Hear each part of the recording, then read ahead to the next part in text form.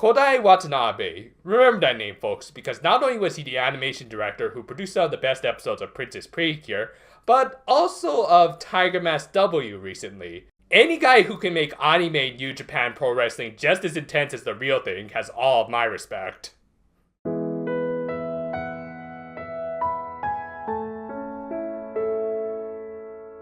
The episode opens with Harry unpacking some feminine products as he intended to turn his little treehouse into a shop. Well, if previous seasons have taught us anything, fairies are almost always better business owners than the actual humans in their respective shows.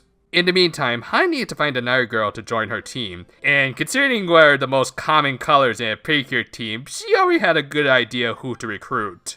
She relays all of this to Saya, and okay, there's something really off about that smile. I think talking about another girl in front of her isn't exactly sitting well. Somebody turn off that music! And as it just so happens, Homari was one of their classmates. Yeah, as it turns out, Hana, and us by extension, did know this because this was the first time she actually attended class since Hana's first day. Hana responded to this revelation by giving her best Kenshiro impression. However, some of their other classmates advised the two not to get too close to her as she was a grade A delinquent. Hana, however, didn't see her that way, and in spite of how strict he could be with her, neither did their PE teacher. After school, they ran into Homari, who was walking a lost dog she had taken in. She literally ran into it after narrowly saving it from an oncoming truck that seemed to suddenly stop in place for a brief second. Now let's see, should I go with clock up or pause this time?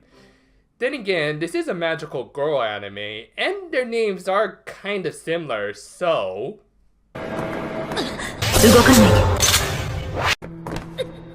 However, that little detail had to be shelved after stumbling upon some older kids hogging a basketball court from some primary school students. So of course, they challenged them to a game to decide who would get the court. Hana tried her best, but okay.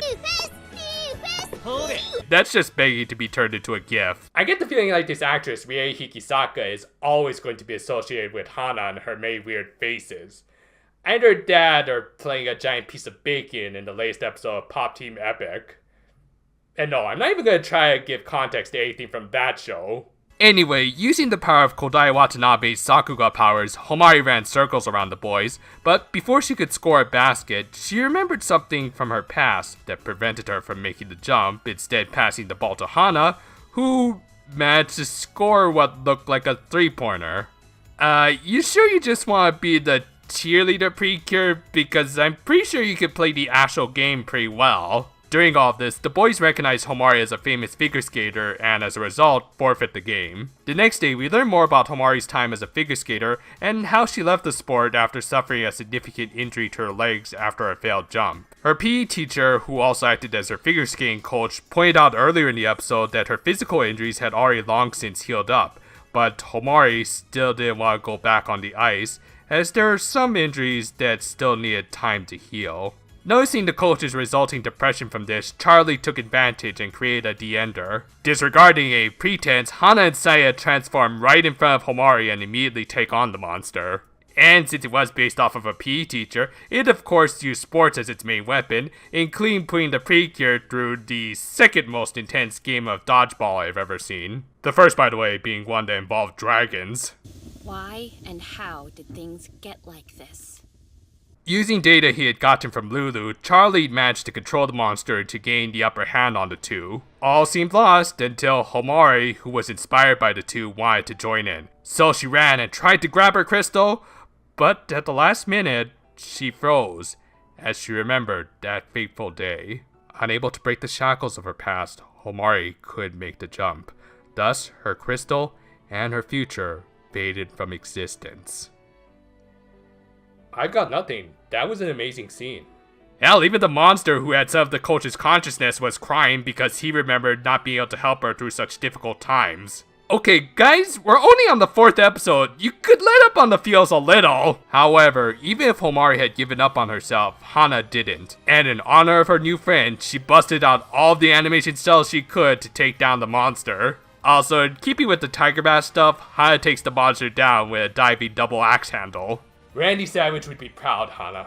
With the monster defeated, the episode ends on a melancholic note with Homari still unable to come to terms with her past, but Hana was still cheering her on regardless. Without question, this was not only the best episode of Hakuto so far, but also one of the best Precure episodes since the end of Princess Precure.